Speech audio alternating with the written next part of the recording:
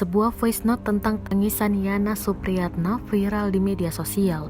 Voice note itu ramai beredar hingga membuat geger masyarakat. Diketahui sebelumnya Yana Supriyatna, warga Dusun Babakan Regol, Desa Sukajaya, Kecamatan Sumedang Selatan, Kabupaten Sumedang, Jawa Barat, dilaporkan hilang misterius di Jalan Cadas, Pangeran, Sumedang. Ia dikabarkan hilang sejak Selasa malam kemarin.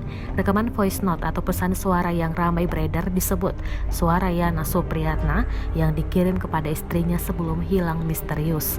Sebelum hilang, Yana dikabarkan sempat mengirim pesan suara. Dalam pesan suara tersebut, Yana terdengar mengabarkan keberadaannya. Bahkan ia mengatakan sempat singgah untuk melaksanakan sholat Isya.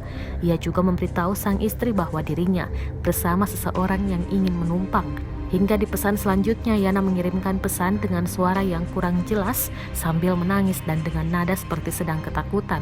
Bahkan rekaman suara Yana dibarengi suara gumur air dan seperti ada bisikan wanita.